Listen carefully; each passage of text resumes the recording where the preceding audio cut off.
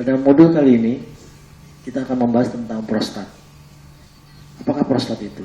Prostat adalah suatu kelenjar yang hanya ada pada pria dan letaknya ada di pangkal dari penis. Nanti kita bisa melihat sama-sama di animasi.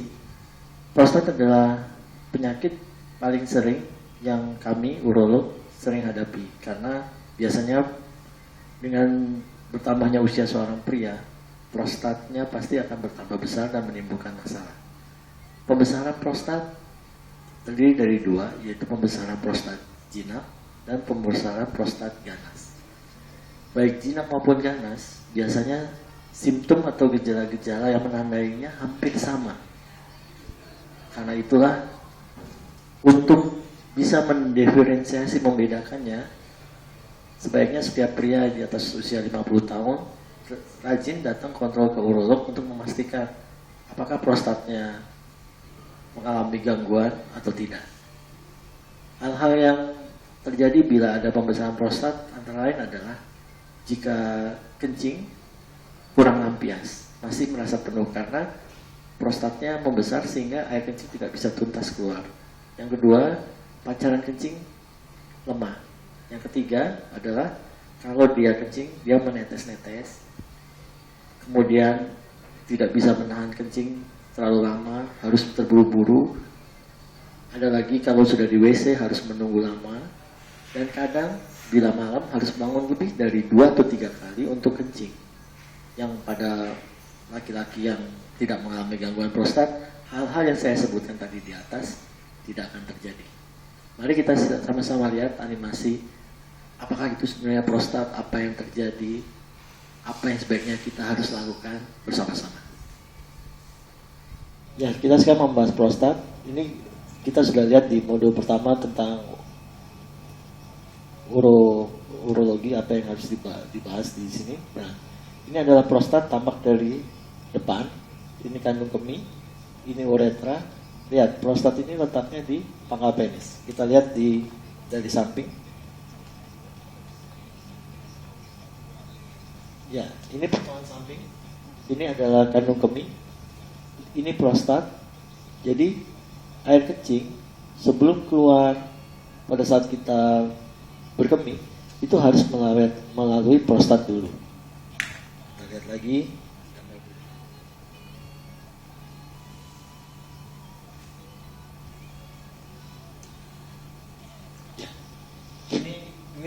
Ini kandung kemih, potongan yang lebih besar lagi, ini adalah prostatnya.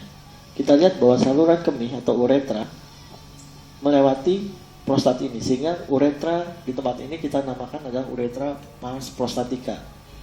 Jika ukurannya seperti ini, kita kencingnya akan normal, karena ini adalah diameter yang normal. Tapi bisa Anda bayangkan, bila prostatnya bertambah besar, nah seperti ini. Bila prostat bertambah besar, otomatis air kencing akan susah untuk keluar karena tertahan oleh prostat ini.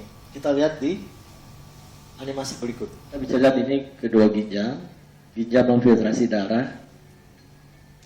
Hasil filtrasinya ada urin. Lihat, urin meluncur melalui ureter, keluar melalui muara ureter, dan buli-buli terisi penuh sehingga kita kebelet kencing namanya. Kemudian kita akan berkemih dan melewati saluran uretra dan air kencing ini akan keluar. Kita lihat ureter yang telah terisi air kencing. Kita lihat animasi berikut. Air kencing turun memenuhi kantong kemih atau buli-buli dan keluar panjang uretra melewati uretra pars prostatica yang ada prostatnya. Kalau normal, kencing juga akan normal, tapi kita lihat, jika prostat membesar, saluran uretranya juga menjadi bertambah kecil. Kita lihat sekali lagi diameternya, jika dia bertambah besar, makin besar, maka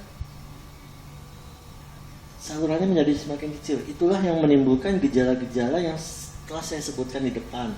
Antara lain adalah jika kencing itu perlu mengedan, karena ukurannya lebih kecil, otomatis seorang pria yang mengalami pembesaran prostat dia akan perlu mengedan untuk mengeluarkan air kencing yang banyak ini.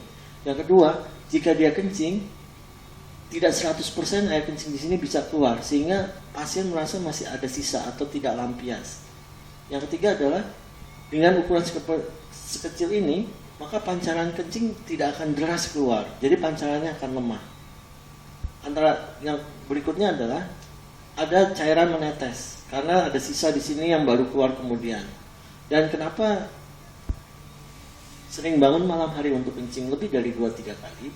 Karena saat kencing sebelum tidur, itu air kencing di sini tidak kosong sama sekali, masih ada sisa. Sehingga sisa tersebutlah yang menimbulkan gejala iritatif yang membangunkan pasien untuk pergi ke kamar mandi untuk kencing lebih dari 3 kali.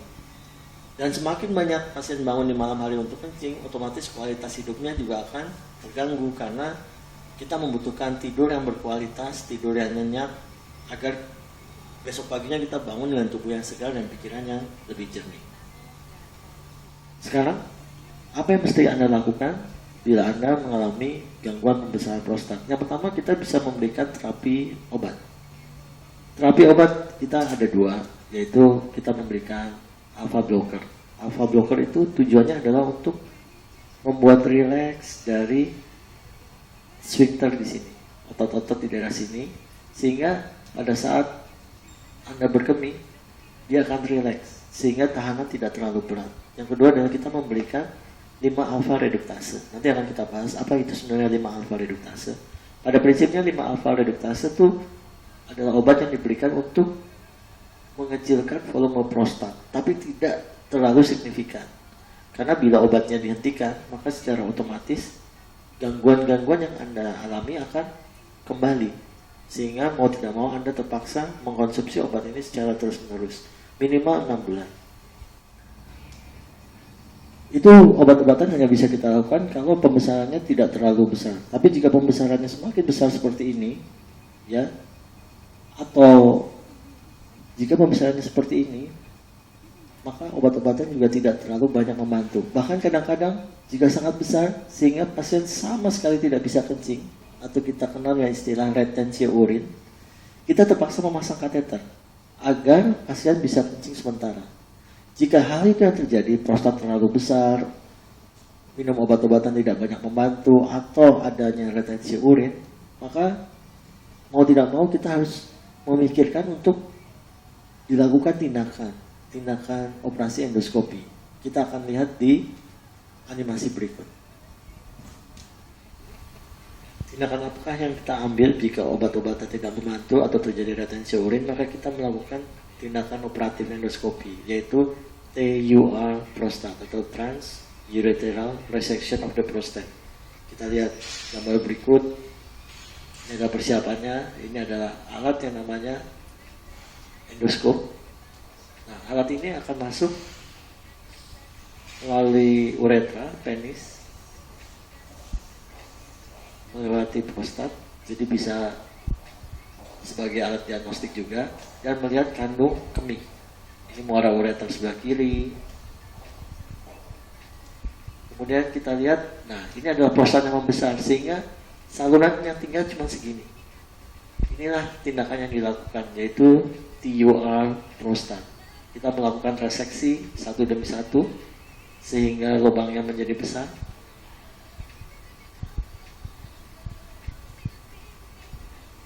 Operasi ini kira-kira akan memakan waktu lebih kurang 60 menit.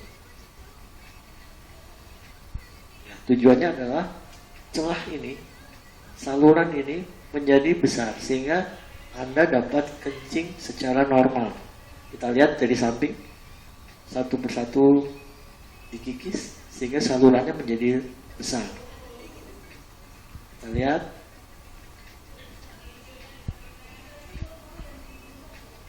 Perdarahan, selalu ada perdarahan, dan kita lakukan kauterisasi dengan alat tersebut.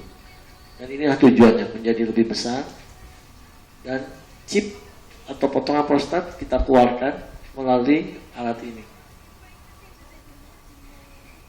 Dan chip ini akan kita lakukan pemeriksaan patologi anatomi untuk melihat apakah itu suatu prostat jinak atau prostat ganas.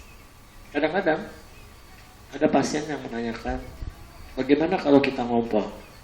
Mari kita lihat.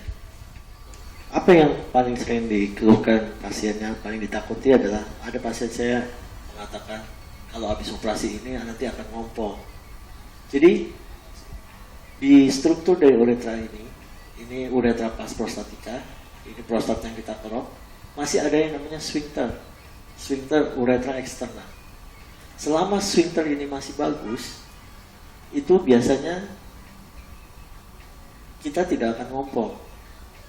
Anda setelah ditutup prostat, jika sphincternya masih bagus, Anda tetap kencing seperti biasa dan tidak akan ngompol. Anda akan ngompol bila misalnya ini ada suatu kanker yang kankernya tersebut sudah menjalar sampai ke daerah dekat sphincter, sehingga mau tidak mau pada saat dilakukan pembersihan itu sphincternya bisa kena sehingga Anda akan ngompol. Efek samping berikutnya yang bisa terjadi adalah retrograde ejaculation. 70-80% pasien akan mengalami retrograde ejaculation, yaitu pada saat mengalami ejakulasi, sperma tidak akan tersemprot keluar seperti biasanya yang kita alami bila kita ejakulasi, tapi sperma akan tersemprot ke arah dalam. Itu karena pada saat terjadi ejakulasi, di sini beromantamin tempatnya ejakulasi, karena tidak ada dinding di bagian dalam untuk menahan ejakulasi tersebut, sehingga pada saat ejakulasi keluar, dia akan mencari tempat yang lebih besar sehingga dia seluruh ejakulasi akan masuk ke dalam kandung kemih. Tapi menurut pasien-pasien saya yang dilakukan oleh tour prostat, kenikmatan pada saat ejakulasi tidak terganggu. Cuma terasa karena kita sudah biasa mengalami ejakulasi ada yang keluar, rasanya seperti kosong. Karena kita sudah terbiasa melihat dia keluar, tapi secara kenikmatan tidak terpengaruh karena ejakulasi tetap terjadi, hanya dia masuk ke dalam. Kemungkinan lain itu ada adanya perdarahan, karena itulah pada saat selesai dilakukan TUR prostat, kita akan memasang kateter dan tempat ini akan ditutup oleh balon kateter, sehingga jika ada perdarahan di sekitar sini akan tertutup oleh balon kateter. Saat ini tindakan TUR prostat atau transurethral resection of the prostate adalah golden standard atau baku emas dari terapi untuk pembesaran prostat. Karena jika dilakukan dengan benar sesuai prosedur dan hati-hati, maka operasi TUR prostat ini adalah sangat aman, sangat efektif dengan hasil yang sangat memuaskan bagi Anda, sehingga Anda dapat berkemih kembali seperti sedia kala. Namun tetap harus Anda ketahui, karena prostat ini ada suatu kelenjar. Jika Anda di TUR di tahun ini, ada kemungkinan 5 atau 6 tahun kemudian kelenjarnya akan tumbuh kembali dan menutupi saluran kencing, sehingga Anda tetap harus kontrol minimal setahun sekali ke dokter. Pada modul berikut kita akan membahas tindakan-tindakan apa yang harus kita lakukan jika ada seseorang yang menderita kanker prostat. Terima kasih untuk waktu Anda melihat dan mendengarkan modul ini.